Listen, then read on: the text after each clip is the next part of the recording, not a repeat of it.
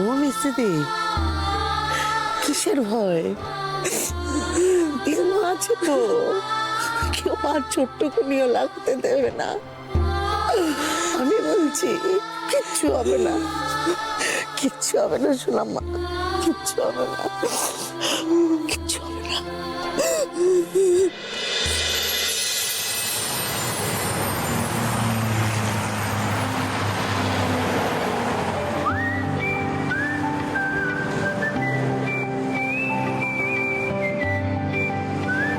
মম ঠিকই বলে, জানো তো এই গুরুদেবের খেদে কাজকর্ম নেই।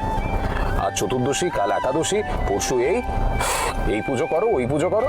এই পুজো টুজো করতে না আমার একদম ভালোই লাগে না। তাহলে যে কালকে অত বড় বড় কথা বললেন?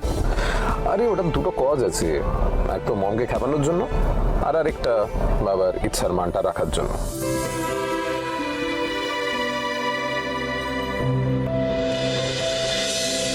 আমরা কি কাছাকাছি পৌঁছে গেছি?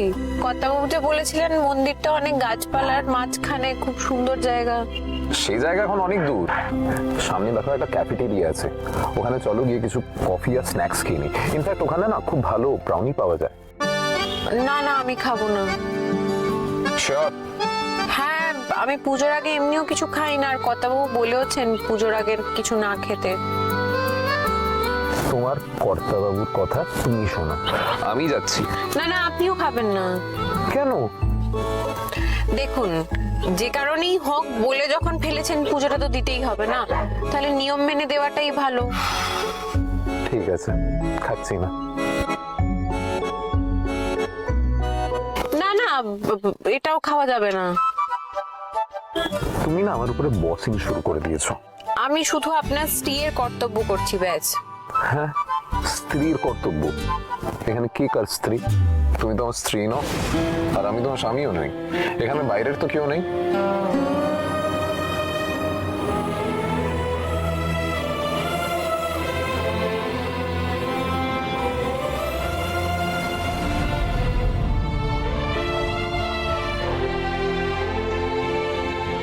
জোচ্চোর, চিটিংবাজ, হ্যাঁ, নিমু খারামের বাচ্চা, কানাই দাসকে ঠকানো এত বড় হিম্মত! আমি তোমাকে আগেই বলেছিলাম মামু, যতই ইনিয়ে বিনিয়ে কাদুক, এদের তুমি ঘরে ঢুকতে দিও না, এদের স্বভাব ভালো নয়। আরে কি হয়েছে নাকি? এই কানাই বলো দেখি কি হয়েছে। নেকা শশী যেন কিছুই জানে না। এই যে এই এই এই পেতলের মালটাকে সোনা বলে চালিয়ে দিলে।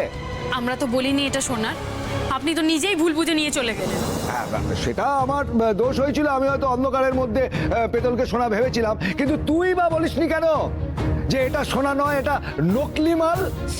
তুমি কি সেই সুযোগটা দিয়েছো বলো তো? হ্যাঁ, ওই আংটিটা তো টানা হ্যাঁচটা করতে করতে তুমি বেরিয়েই চলে গেলে। আমরা গরিব মানুষ, সোনা আমরা পাবো কোথায়? ওইসব ছেদ কথা রাখো। হ্যাঁ, ভালো কথা শুনে রাখো। মাল করি না দিলে মাগনাতে এ বাড়িতে আমি থাকতে দেব না। আহা মামু, ছেড়ে দাও না, কোথায় যাবে ওরা? আহা, আমার ভাগ্নের কি দয়ার শরীর! হ্যাঁ, কত বড় জমিদার বংশের ছেলে, যত বড় বংশ তত বড় মন। এই জন্যই বলেছিলাম গোপাল, শিউলির সাথে রাজুর বিয়েটা দিয়ে দাও। 4 হাত এক করে দিয়ে তোমরা সুখে শান্তিতে নিজেরা এখানে, মানে এই ঘরে আরামে থেকে যাবে। এক কথা তোমাকে কতবার বলতে হবে কানাই? আমি মরে গেলেও তোমার এই অপখণ্ড ভাগনার সাথে আমার নাতনির বিয়ে আমি দেব না। বেশ, তাহলে আমিও স্পষ্ট জানিয়ে দিচ্ছি, আমার বাড়ি থেকে এক্ষুনি বেরিয়ে যাও। এই রাজু, ওদের মালপত্র টেনে ফেলে দে এখান থেকে। না না, রাজুকে দিয়ে বার করতে হবে না, আমরা বেরিয়ে যাচ্ছি। হ্যাঁ হ্যাঁ, ওর থেকে রাস্তায় গিয়ে মরে যাওয়া ভালো, কিন্তু এখানে আর আমি থাকবো না এখানে। এই গোপাল, এই সব গুছিয়ে না তো, গুছিয়ে না, এখান থেকে তাড়াতাড়ি করো, তাড়াতাড়ি করো, তাড়াতাড়ি ঘর থেকে বেরিয়ে যাও। এই রাজু, চ চ চ চ, বেরিয়ে যাবো।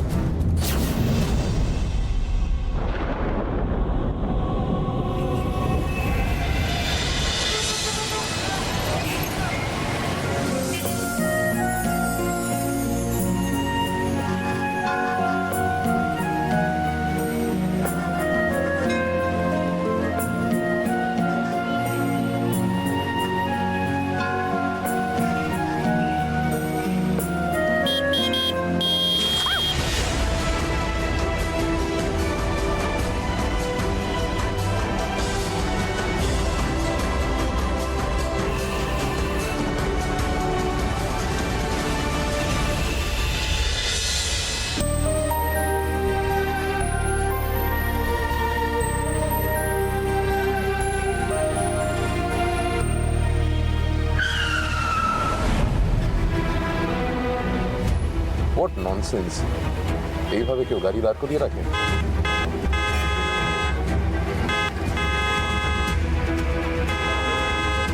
গাড়িটার বোধহয় কোনো প্রবলেম হয়েছে। তুমি বসো, আমি আসছি।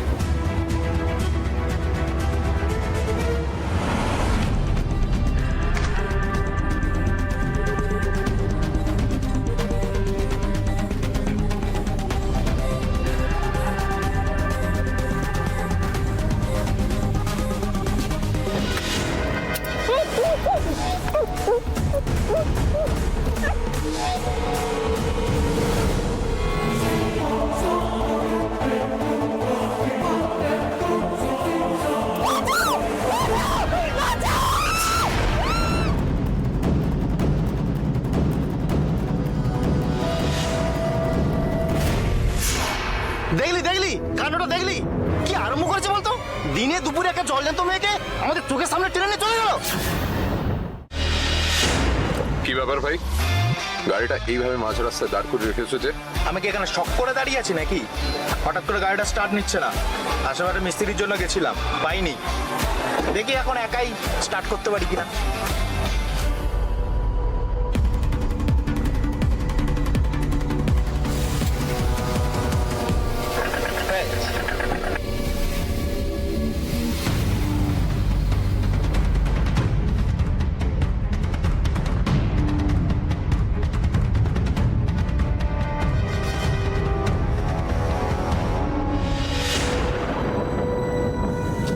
সোহাগ, সোহাগ, সোহাগ, সোহাগ, সোহাগ, সোহাগ। দাদা দাদা দাদা, বলছিলাম যে কোনো মহিলাকে এখানে দেখেছেন? হ্যাঁ দেখেছি তো। কোথায়?